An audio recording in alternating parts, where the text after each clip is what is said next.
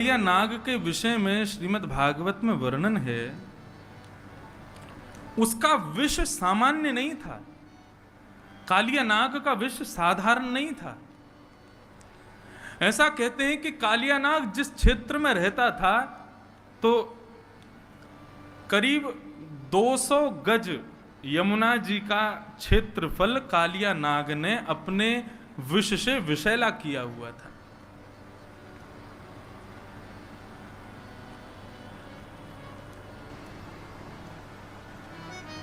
कालिया नाग जिस क्षेत्र में रहता है, पुरिया धनाश्री, जिस क्षेत्र में रहता है उस क्षेत्र के आकाश में करीब 100 मीटर ऊपर तक भी यदि कोई पक्षी उड़ता है तो यमुना जी से निकलने वाले विष की जो भाप है उस भाप से ही वो मर जाता है।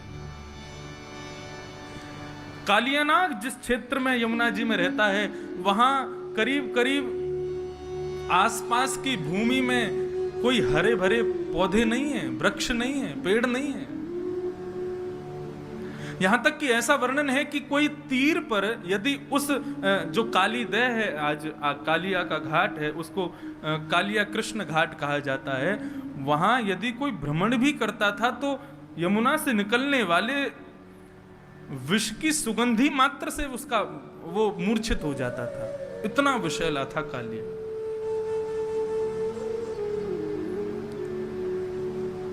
भगवान को 2-4 बार खबर मिली कि कुछ गाय यमुना का जल पीने के लिए जाती हैं और वहां यमुना जल पीते ही मूर्छित हो जाती हैं। बंधुओं, यमुना कौन है? यमुना साक्षात भक्ति है। और कालिया कौन है? कालिया ही अहंकार है। कई वैष्णव जन ऐसे होते हैं, कई भक्तगण ऐसे होते हैं, उनके भीतर भक्ति तो होती है लेकिन अहमत्व का त्याग वो लोग नहीं कर पाते। एक सूक्ष्म मैं भक्त हूं, यह भी एक अहंकार है, ऐसा अहम उनके भीतर बना रहता है। ठाकुर जी कहते हैं मुझको वो हल्का सा भी अहम प्रिय नहीं है, अहंकार प्रिय नहीं है। यमुना भक्ति स्वरूपा है और उसमें अहंकार रूपी कालिया नाग टिक नहीं पाएगा।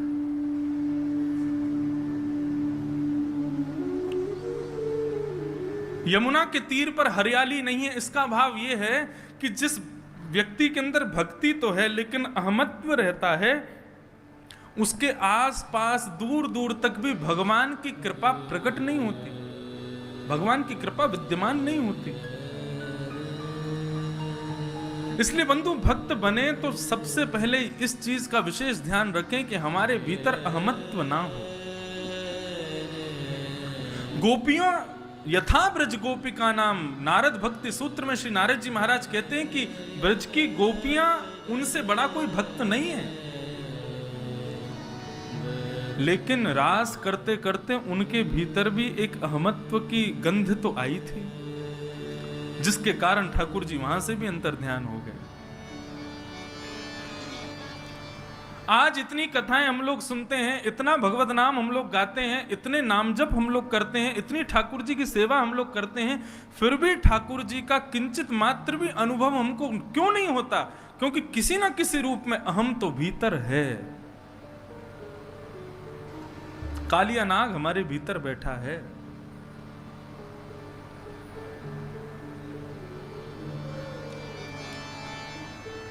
उसको दूर करो।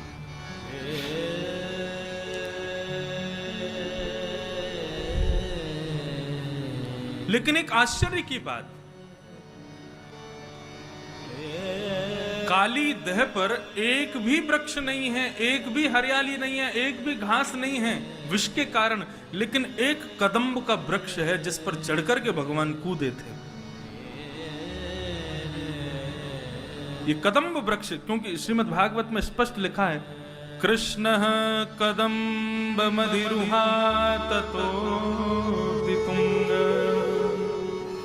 मास्फोट्य गाढ़ रसनु नयपत्य विशोधे। एक कदम्ब का वृक्ष वहां है परीक्षित जी महाराज ने पूछा, महाराज जब एक भी वहां पर घास नहीं, हरियाली नहीं, दूर दूर तक कोई प्रकट होने वाली जंतु नहीं, तो फिर ये कदम्ब कैसे जीवित है? तब एक अद्भुत कथा सुनाई गई। बोले कि जब देवासुर संग्राम हो रहा था, देवता और असुरों के बीच में अमृत को लेकर के युद्ध हो रहा था, अहम पूर्वम, हम पहले पिएंगे, हम पहले पिएंगे।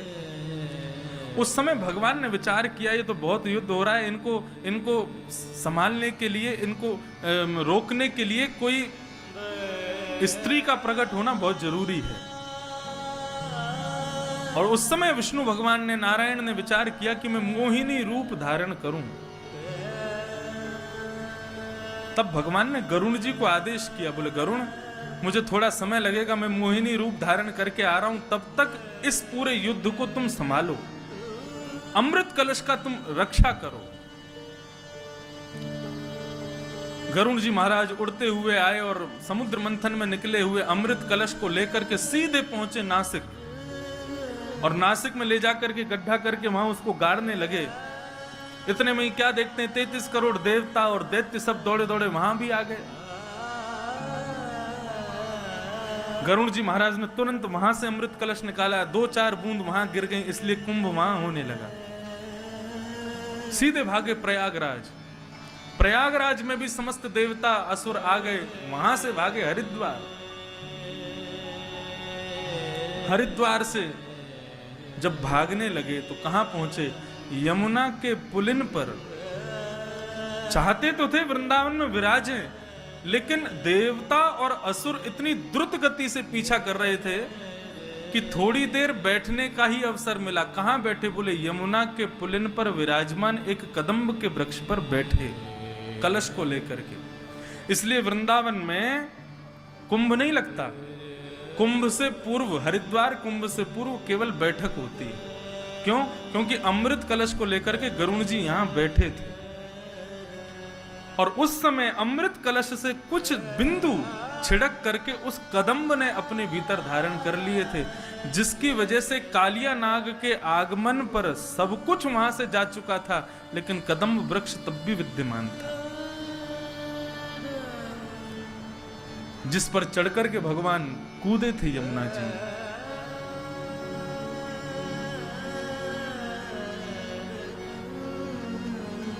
एक कदम्ब वृक्ष था बस। आज प्रातः काल का सूर्य उदय हुआ, अपनी समस्त ग्रहचर्याओं को निवृत्त होकर के ठाकुर जी अपने समस्त ग्वाल मंडली के साथ में कंडुक क्रीड़ा करने के लिए यमुना पुलिन पर जाने लगे। आज ठाकुर जी उस दिशा में जा रहे हैं जहां आज तक कभी नहीं गए। मधुमंगल, श्रीदामा आदि सब ठाकुर जी को रोक रहे हैं। बलराम जी होते हैं तो बलराम जी जो कहते हैं ठाकुर जी को करना पड़ता है, लेकिन आज रोकने वाला कोई नहीं।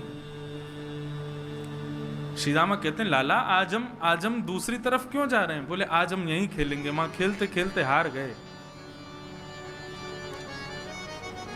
सब ग्वाल बाल कहते हुए जा रहे हैं लाला यहां मत जा, हमने सुनी है यहां पे कोई कालिया नाग रहवे, और वाक्य कारण गैया और कोई भी ग्वाल बाल यदि वहां विचरण करे तो मूर्छित है जाए। हमने तो सुनी है ऊपर से कोई पक्षी भी उड़ के चलो जाए तो वाको भी मरनो है जाए, इतनो विष निकले है यमुना जी में थे।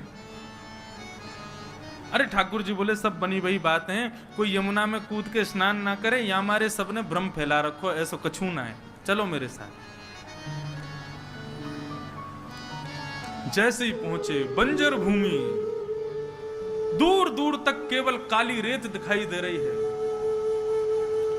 सब ब्रजवासी बालक घबरा रहे हैं, लेकिन ठाकुर जी के हृदय में जो भाव है वो ठाकुर जी को पता है। कंडुक क्रीड़ा करते करते इस प्रकार से क्रीडन किया कि मधुमंगल श्रीदामा की जो गेंद थी ठाकुर जी ने उसको यमुना जी में फेंक दिया। जैसे ही यमुना जी में जाकर के गेंद गिरी है, ठाकुर जी ने अपनी माया से ही श्रीदामा के हृदय में प्रवेश किया और श्रीदामा के माध्यम से जिद करवाने लगे कि मुझको तो वही गेंद चाहिए। नहीं तो क्रीड़ा करते करते कितनी गेंद खोती हैं, कभी श्रीदामा मधुमंगल क्रोधित नहीं होते, कुंपित नहीं होते, लेकिन आज श्रीदामा जिद कर रहा है मुझको वही गेंद चाहिए। बाकी के सब सखा मंडली के सब श्रीदामा से कह रहे हैं, अरे ठीक है लाला, दूसरी गेंद आ जाएगी, ऐसे तो जाती रहे, तू आज इतना गुस्सा क्यों है रोए? श्रीदामा बोलो सब शांत है जाओ, कन्हैया मुंह को वही गेंद चाहिए, लेके आ। ठाकुर जी बोले यहां में कालिया नाग रहे, श्रीदामा देख ले, कूद जाऊंगा मैं। बोले मुंह को कछु ना पतो, कैसे भी करके लेके आ। ठाकुर जी बोले मुंह को चुनौती मत दे, मैं कूद जाऊंगा। सब ग्वाल बाल वहां श्रीदामा और ठाकुर जी के बीच के जो वाद संवाद हैं, युद्ध है, उसको शांत करने की कोशिश कर रहे हैं, लेकिन इतने में ही ठाकुर जी ने अपनी काली कमली को कसा और एक मल्ल की तरह, एक पहलवान की तरह ठाकुर जी कहते हैं आज या कालिया नाग को ही देखूंगा। कदम पर जैसे ही चढ़े, श्रीदामा को स्मृति आई कि ये क्या हो रहा है? लाला तू कदम पे काई को चढ़ो? बोले तेने कही ना तू को गेंद चाहिए, मैं गेंद लेके आऊंगा। अब तो श्रीदामा कहने लगा, बोले नहीं नहीं लाला, यहां मत कूदियो, तू वापस आ जा। इतना कहना ही हुआ कि ठाकुर जी ने कदम के डाल से एक छलांग मारी और सीधे काली देह में प्रवेश कर गए। काली देह में भीतर प्रविष्ट हो गए ठाकुर जी। सब ग्वाल बाल त्राहिमाम चिल्लाते हुए दौड़े वहां से बन की वृंदावन की ओर। सब ब्रजवनिताओं को बुलाने के लिए, ब्रजवासियों को बुलाने के लिए सब दौड़े हैं। यहां काली देह में जैसे ही ठाकुर जी ने प्रवेश किया, प्रवेश करते ही कालिया नाग सो रहा है और कालिया नाग की नाग पत्नियों ने ठाकुर जी का दर्शन किया। श्री शुकाचार्य जी वर्णन कर रहे हैं, नाग पत्नियां कह रही हैं ठाकुर जी लग कैसे रहे हैं। तम प्रेक्षणीय सुकुमार घना वदातम श्रीवत्स पीत वसनम स्मित सुंदराश्यम क्रीडनर्तम प्रतिभयं कमलोदरांग्री संदर्श मम शुश्रूष भुजाय चाद्या। नाग पत्नियों ने ठाकुर जी का दर्शन किया। कैसे लग रहे हैं ठाकुर जी? प्रेक्षणीय, ये शब्द सुनने योग्य। तम प्रेक्षणीय, प्रेक्षणीय का मतलब क्या है? एक तो होता है कि किसी को देख करके आपको अच्छा लगा, लेकिन थोड़ी देर अच्छा लगा फिर आप चले गए। लेकिन एक होता है किसी की रूप माधुरी को देख करके आप उस रूप माधुरी पर इतने आसक्त हो गए कि उससे नजर हटा ही नहीं पा रहे हो। इसको कहते हैं प्रेक्षणीय। नाग पत्नियां मन में विचार कर रही हैं, ये कौन आया यमुना जल में? बोले प्रेक्षणीय है कोई, मतलब उससे नजर हटा नहीं पा रही हैं, इतना सुंदर। सुकुमार, एक छोटा सा कुमार बालक है। और कैसा है? श्रीवत्स, श्रीवत्स का चिन्ह ठाकुर जी की छाती पर दिखाई दे रहा है।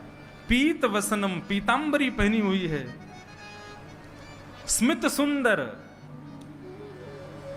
स्मित कहते हैं एक मधुर सी एक मुस्कान मुखमंडल पर है, जिससे ठाकुर जी अत्यंत सुंदर लग रहे हैं। क्रीडंत मत प्रतिभयम, क्या कर रहे हैं? बोले तैर रहे हैं जल के भीतर। कमलोदरांघ्री, संपूर्ण अंग कैसा है? बोले कमल के भांति कोमल जैसा अंग है ठाकुर जी का। स्वामी श्री हरिदास जी महाराज कहते हैं, ऐसी छवि को देख करके ऐसे ही देखत रहूं मैं जन्म सुफल कर मानो। ऐसे ही देखत रहूं मैं जन्म सुफल कर मानूं। यही भाव है प्रेक्षणीय का।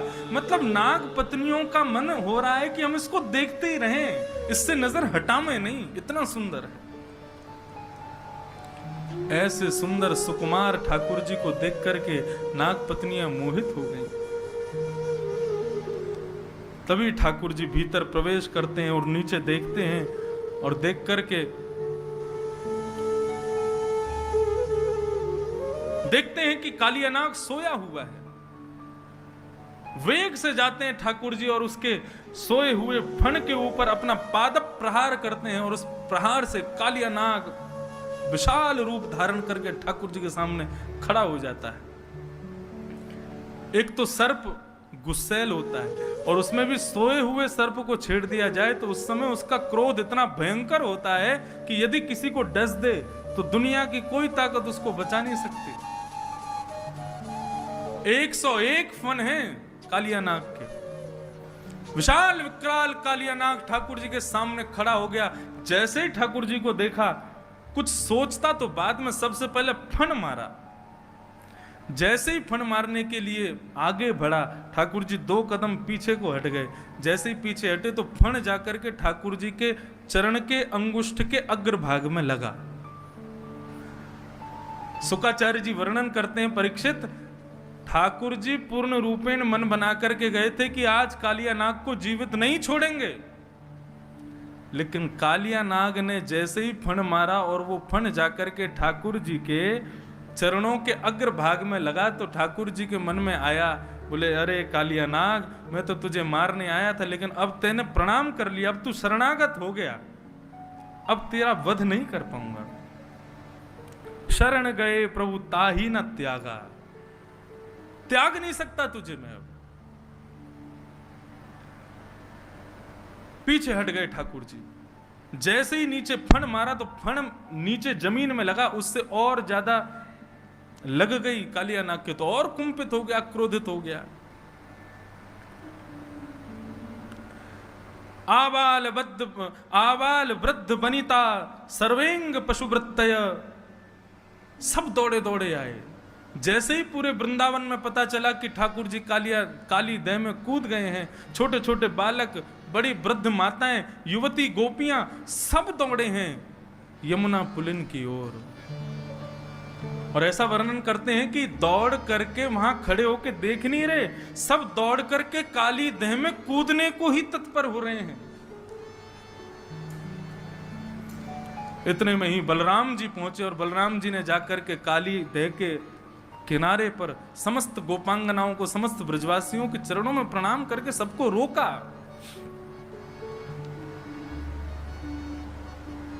कि कृष्ण प्राणान् निर्विशस्तो नंदादीन वीक्षय तं हृदम। बलराम जी समझा रहे हैं, बोले आपको कृष्ण पर विश्वास नहीं है। इतने बड़े बड़े राक्षस आए लेकिन हमारे कन्हैया का बाल बांका किसी ने किया? अरे भूल गए क्या गर्गाचार्य जी कह के गए थे, नारायण समो गुणैः, नारायण के समान गुण वाला है हमारा कन्हैया, थोड़ी देर प्रतीक्षा करो, हमारो कन्हैया भार न करके आवेगो। यहां कालिया नाग ने अपने संपूर्ण अंग को ठाकुर जी के चारों तरफ लपेट लिया और लपेट करके ऊपर फण लेकर के ठाकुर जी के ऊपर देख रहा है ठाकुर जी को। जैसे ही कालिया नाग ने अपने फण उठा करके ठाकुर जी की ओर अपने फण को झुकाया और जैसे ही डसने को आगे बढ़ने लगा, बलराम जी ने ऊपर से ही ठाकुर जी को देखा। लो कन्हैया, इतनी प्रतीक्षा किस बात की कर रहे हो? अरे इस काली नाग को मजा क्यों नहीं चका देते? जब बलराम जी ने ये आश्वासन दे दिया कि हमको कोई दिक्कत नहीं है, तुम कर लो जो करना है, ठाकुर जी ने तुरंत अपना वेग से शरीर फुलाना शुरू किया। कालिया नाग की नस नस ढीली हो गई। कालिया नाग को लगा यदि अभी मैंने इस बालक को नहीं छोड़ा तो पूरा शरीर फट जाएगा मेरा। तुरंत अपने शरीर को ढीला कर दिया कालिया नाग ने। 101 फण हैं उसके, अपने प्रत्येक फण से जीव को बाहर निकालता है ठाकुर जी का। ठाकुर जी को डसने के लिए ठाकुर जी ने उसकी जितनी जीव बाहर आ रही थी समस्त जिह्वाओं को एक साथ पकड़ा और पकड़ करके जिस प्रकार रथ हाँकता है कोई घोड़ों के पीछे खड़ा होकर, ठाकुर जी ऐसे ही समस्त जीवों को पकड़ करके कालिया नाग के मस्तिष्क पर चढ़ गए, खींच लिया जोर से। ये सर्वांगीण भाव है श्रीमद् भागवत में। जो जो एक एक बात लिखी है सब यहां पर बताई जा रही है। जैसे ही ठाकुर जी ने जीव को खींचा, कालिया नाग अपनी अन्य मुखों से जीभ निकाल करके ठाकुर जी को डसने लगा। ठाकुर जी बोले ऐसे ना मानेगो, या को मजा चकाने ही पड़ेगो। जिस जिस मुख से अपना फण बाहर निकालता है उस फण पर ठाकुर जी अपनी एड़ी दबाते हैं, चरण नहीं रखते हैं, अपने चरण के पिछले भाग से उसके मस्तिष्क को रोंदते हैं। अब 101 फण वाला कालिया नाग कभी पहली जीव को निकाले, कभी 10वीं जीव को निकाले, कभी 80वीं जीव को निकाले। जिस जिस जीव को कालिया नाग निकाले ठाकुर जी उतनी द्रुत गति से उसके मस्तिष्क पर प्रहार करते हैं।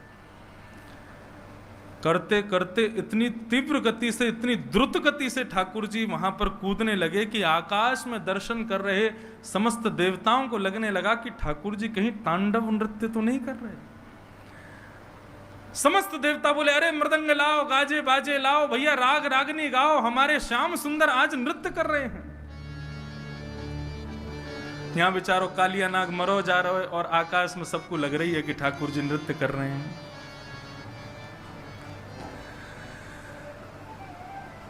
गंधर्व सिद्ध सुच सुरचारण देव बद्धा प्रत्या मृदंग पणवान कवाद्य गीता।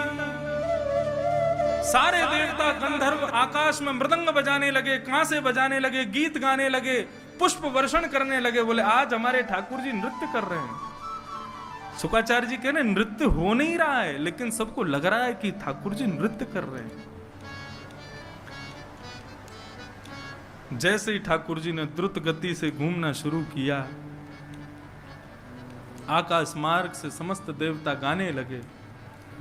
तांडव गति मुंडन पर, तांडव गति मुंडन पर, तांडव गति मुंडन पर, तांडव गति मुंडन पर, तीर्थत बनवारी, तांडव गति मुंडन पर, तीर्थत बनवारी, तांडव गति मुंडन पर, तांडव गति चम चम चम चरण धरत, चम चम चम चरण धरत, पम पम पम फणन ऊपर, पम पम पम फणन ऊपर, बिन बिन बिन बिनती करत, बिन बिन बिनती करत, बिन बिन बिन बिनती करत, बिन बिन बिन बिनती करत, नाग बधू तारी, तांडव गति मुंडन पर, तांडव गति मुंडन पर, तीर्थत बनवारी, तांडव गति मुंडन पर, तीर्थत बनवारी, तांडव गति मुंडन पर, तांडव गति तीर्थत बनवारी, तांडव गति मुंडन पर, तीर्थत बनवारी, तांडव गति, तांडव गति, तांडव गति मुंडन पर। तांडव नृत्य कर रहे हैं ठाकुर जी। आकाश मार्ग से समस्त देवता पुष्प वर्षण कर रहे हैं। तभी क्या देखती हैं नाग पत्नियां? कालिया नाग के मुख से, नाक से, कान से, हर स्थान से जितने छिद्र हैं उसके मुख में, सब जगह से रक्त की धार बह रही है।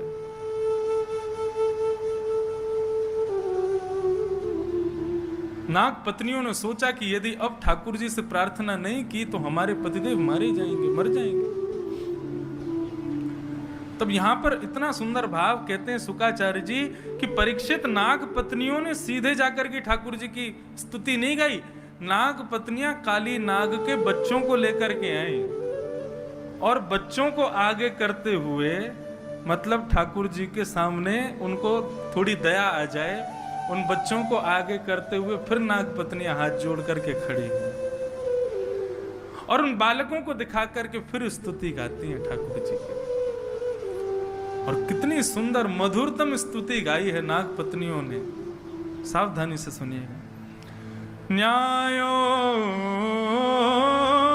हि दण्डः कृतकिल विशेषेण त्वावतार खल निग्रहाय रिपो सुतान्मपि तुल्यदृष्टे धत्सेदमं फलमेवानुशंसन्।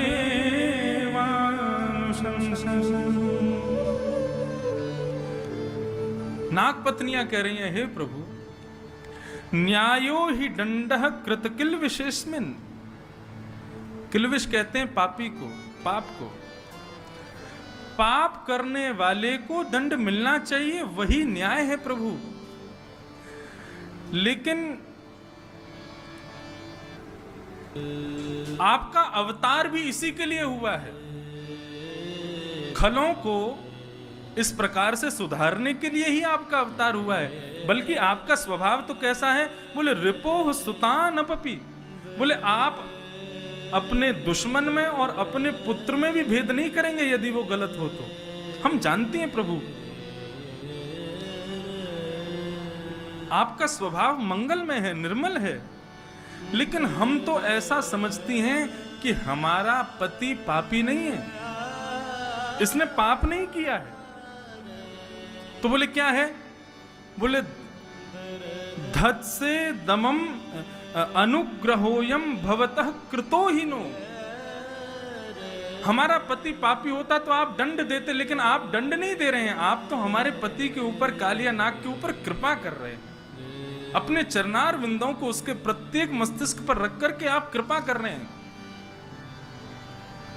भगवान बोले आपको इसमें कृपा का दर्शन कहां से हो रहा है, इसमें मेरी कृपा कहां दिख रही है? मैंने क्या दुर्गति कर दी कालिया नाग की और आप कह रहे हो मैं कृपा कर रहा हूं?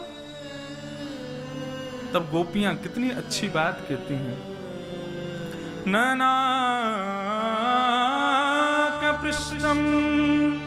न च सार्वभौमं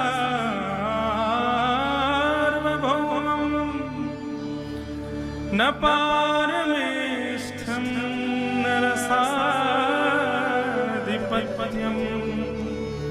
न योगसिद्धि अपुनर्भवं वा वाञ्छन्ति यत्पादरजोऽभिषेकम् वाञ्छन्ति यत्पादरज प्रपन्ना। श्रीमद् भागवत में ये श्लोक अनेक जगह है, एक जगह पर अलग भाव है। यहां पर कालिया नाग की पत्नियां क्या कह रही हैं, आप हमारे पति के ऊपर कृपा कर रहे हैं, उसको मार नहीं रहे हैं। भगवान बोले इसमें कृपा का दर्शन कहां हो रहा है? बोले एक बात बताइए, सर्वश्रेष्ठ जो भक्त होते हैं आपके, उनको आप क्या कहते हैं? भगवान बोले प्रपन्न। प्रपन्न में और भक्त में अंतर क्या है? भक्त किसे कहते हैं?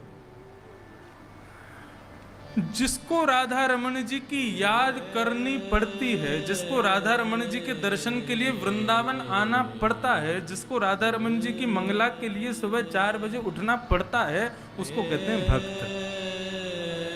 मतलब जो ठाकुर जी को याद करने की कोशिश करे उसको कहते हैं भक्त, लेकिन जो याद में ही पड़ा रहे उसको कहते हैं प्रपन्न। जो कभी ठाकुर जी की विस्मृति जिसको होती ही नहीं है उसको प्रपन्न कहते हैं। और हमारे श्री वैष्णव रामानुज संप्रदाय में भक्त को श्रेष्ठ नहीं बताया। श्री कृष्ण गोविंद हरे मुरारे, हे नाथ नारायण वासुदेव। श्री कृष्ण गोविंद हरे मुरारे, हे नाथ नारायण वासुदेव।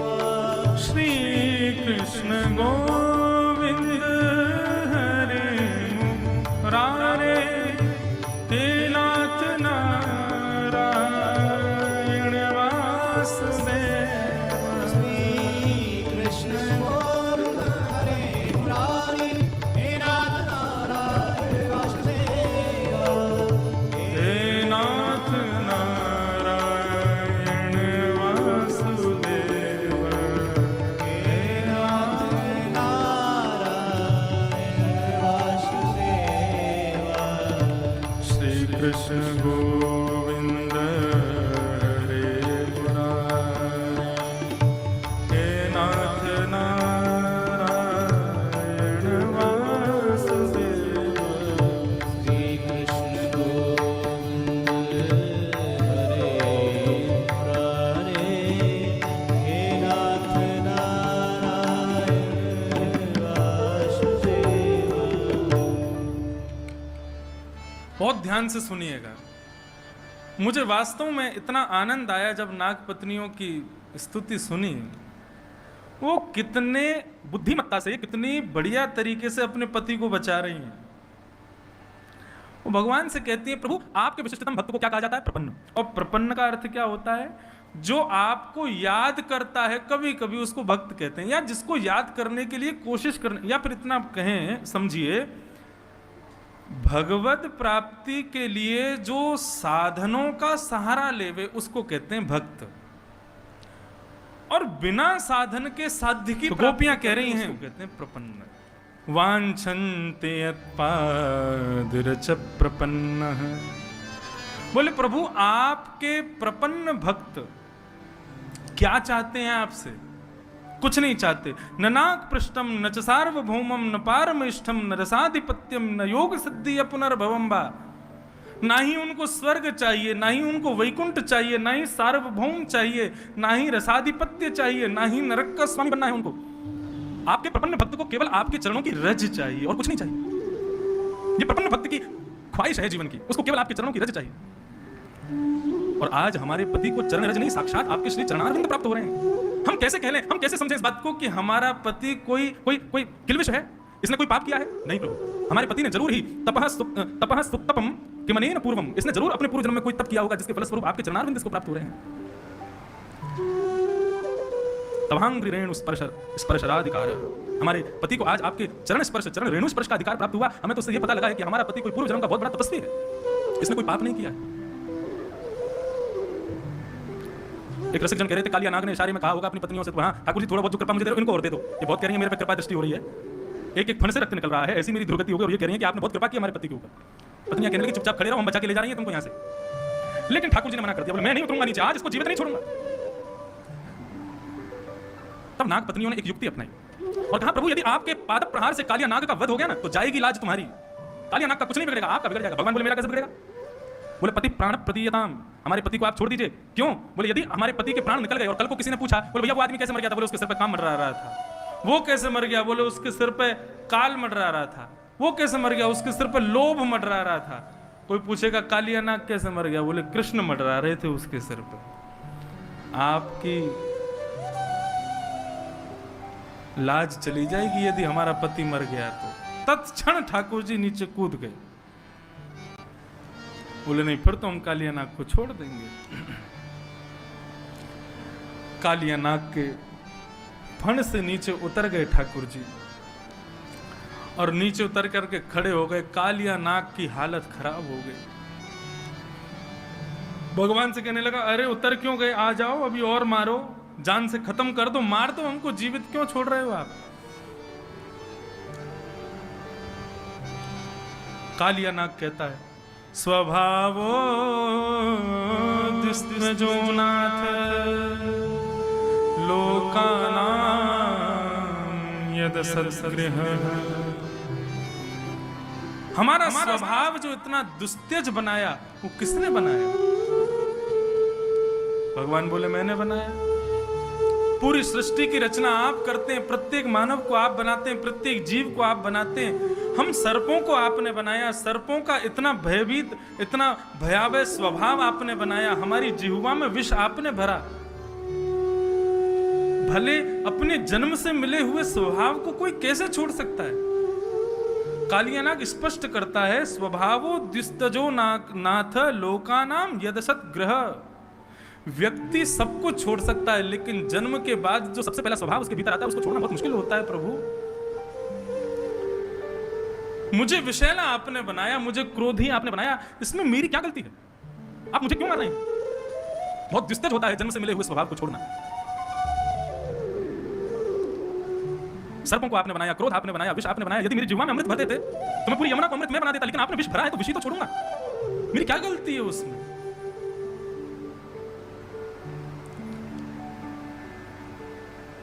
और अंत में तो यही